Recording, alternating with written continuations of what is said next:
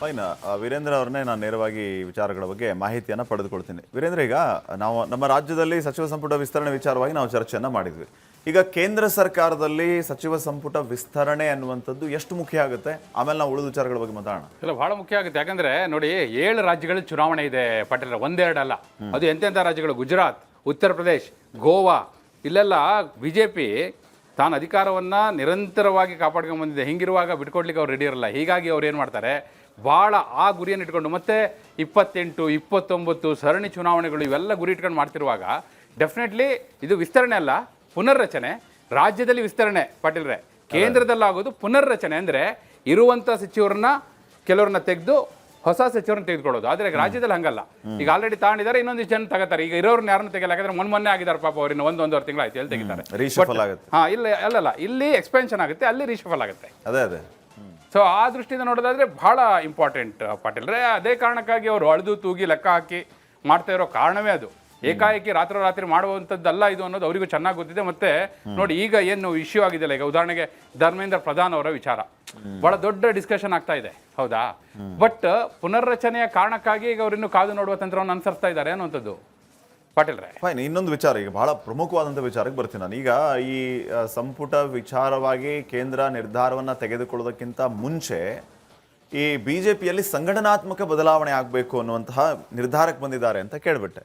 So ಈಗ ಸಂಘಟನಾತ್ಮಕ ಬದಲಾವಣೆ ಅಂತ ಬಂದರೆ ಈಗ ರಾಜ್ಯಾಧ್ಯಕ್ಷರು, ಪದಾಧಿಕಾರಿಗಳು, ಈ ರೀತಿಯ ಬದಲಾವಣೆಯನ್ನು ನೋಡಿಕೊಂಡು ಯಾರನ್ನಾದರೂ ರಾಜ್ಯಕ್ಕೆ ಕಳಿಸುವ ಅಗತ್ಯತೆ, ಅನಿವಾರ್ಯತೆ ಇದೆಯಾ ಅನ್ನೋದನ್ನು ನೋಡಿಕೊಂಡು ಬದಲಾವಣೆಯ ನಂತರ ಇವರು ಇದಕ್ಕೆ ಕೈ ಹಾಕ್ತಾರೆ ಅನ್ನೋಂಥ ಪ್ರಶ್ನೆಯೂ ಕೂಡ ಇದೆ.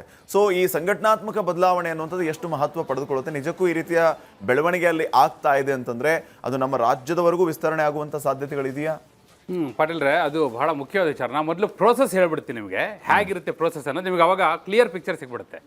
ನೋಡಿ, ರಾಷ್ಟ್ರೀಯ ಅಧ್ಯಕ್ಷರ ಆಯ್ಕೆ ಆಗಬೇಕಿದ್ರೆ, ರಾಷ್ಟ್ರೀಯ ಬಿಜೆಪಿ ಅಧ್ಯಕ್ಷರ ಆಯ್ಕೆ ಆಗಬೇಕಿದ್ರೆ ಮೊದಲು ಎಲ್ಲ ರಾಜ್ಯಗಳ ರಾಜ್ಯಾಧ್ಯಕ್ಷರ ಆಯ್ಕೆ ಆಗಲೇಬೇಕು.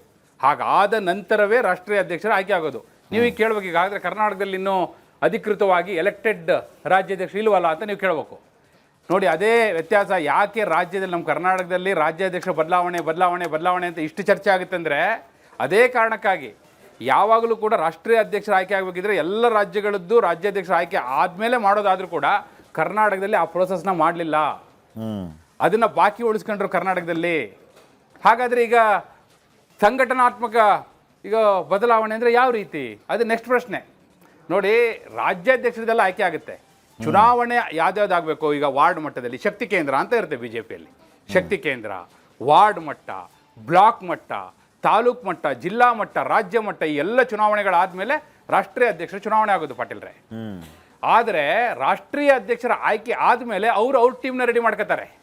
ಹಿಂದೆ JP ನಡ್ಡಾ ಅವರು ರಾಷ್ಟ್ರೀಯ ಅಧ್ಯಕ್ಷರಾಗಿದ್ದಾಗ 2023 ಸೆಪ್ಟೆಂಬರ್ ತಿಂಗಳಲ್ಲಿ ಅವರು ತಮ್ಮ ಟೀಮ್ನ ರೆಡಿ ಮಾಡ್ಕೊಂಡಿದ್ರು. ಯಾರು ಟೀಮ್ ಅಂದರೆ ನೋಡಿ, ರಾಷ್ಟ್ರೀಯ ಪ್ರಧಾನ ಕಾರ್ಯದರ್ಶಿಗಳು, ರಾಷ್ಟ್ರೀಯ ಉಪಾಧ್ಯಕ್ಷರು, ರಾಷ್ಟ್ರೀಯ ಖಜಾಂಚಿಗಳು, ರಾಷ್ಟ್ರೀಯ ಕಾರ್ಯದರ್ಶಿಗಳು, ಇವ್ರನ್ನೆಲ್ಲ ಅವ್ರಿಗೆ ಬೇಕಾದವ್ರನ್ನ ಸೆಲೆಕ್ಟ್ ಮಾಡ್ಕೋತಾರೆ. ಅಲ್ಲಿ ಹೋಗೋರೆಲ್ಲರೂ ಕೂಡ, ಈಗ ಯಡಿಯೂರಪ್ಪನವರು ರಾಷ್ಟ್ರೀಯ ಉಪಾಧ್ಯಕ್ಷರು, ಅಂದರೆ ಎಂಥ ಸೀನಿಯರ್ಗಳನ್ನ ಸೆಲೆಕ್ಟ್ ಮಾಡ್ಕೋತಾರೆ ಅನ್ನೋದಕ್ಕೆ ನಿಮಗೆ ಉದಾಹರಣೆಗೆ ಹೇಳ್ತಾ ಇದ್ದೀನಿ. ರಾಷ್ಟ್ರೀಯ ಬಿಜೆಪಿ ಉಪಾಧ್ಯಕ್ಷ ಸ್ಥಾನಕ್ಕೆ ಮಾಜಿ ಮುಖ್ಯಮಂತ್ರಿ ಯಡಿಯೂರಪ್ಪನವರು ಹೋಗ್ತಾರೆ. ಸೊ ಅಂದರೆ ಅಂಥ ಸೀನಿಯರ್ಗಳನ್ನು ಕೂಡ ಅಲ್ಲಿ ಅವರು ಅಕಾಮಡೇಟ್ ಮಾಡ್ತಾರೆ.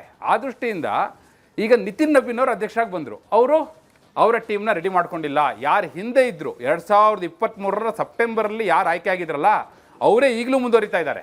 ಹೀಗಾಗಿ ಸಂಪೂರ್ಣವಾಗಿ ಅವ್ರ ಟೀಮ್ನ ರೆಡಿ ಮಾಡ್ಕೋಬೇಕು. ಹೊಸದಾಗಿ ಸಂಘಟನೆಯನ್ನು ಅವ್ರೀಗ ಕಟ್ಕೋಬೇಕು. ಅದಕ್ಕೆ ಈಗ ಅಮಿತ್ ಶಾ ಅವರು ಯಾವ ಕಾರಣಕ್ಕಾಗಿ ಈಗ ಎಲ್ಲ ಚರ್ಚೆ ನಡೀತಿತ್ತು, ಯಾಕೆ ಪುನರ್ರಚನೆ ಆಗಲಿಲ್ಲ, ಆಗುತ್ತೆ ಇನ್ನೇನು ಆಗ್ಬಿಡುತ್ತೆ ಅಂತ ಹೋಗಿದ್ದು ಯಾಕೆ ಸ್ಟಾಪ್ ಆಯಿತು ಅಂದರೆ, ಅಮಿತ್ ಶಾ ಅವರು ಮೋದಿಯವ್ರ ಜೊತೆ ಮಾತನಾಡಿದ್ದು ಇದೇ ವಿಚಾರವನ್ನು. ನಿತಿನ್ ನಬೀನ್ ತಮ್ಮ ಟೀಮ್ನ ಮೊದಲು ರೆಡಿ ಮಾಡ್ಕೊಳ್ಳಿ, ಅವ್ರಿಗೆ ಯಾರ್ಯಾರು ಬೇಕೋ ಆಯ್ಕೆ ಮಾಡ್ಕೊಳ್ಳಿ. ಮೊದಲು ಪಕ್ಷದ ಸಂಘಟನೆ, ಅದಕ್ಕೆ ಪ್ರಯಾರಿಟಿ ಕೊಡೋಣ, ಅದು ನಮ್ಮ ಆದ್ಯತೆ.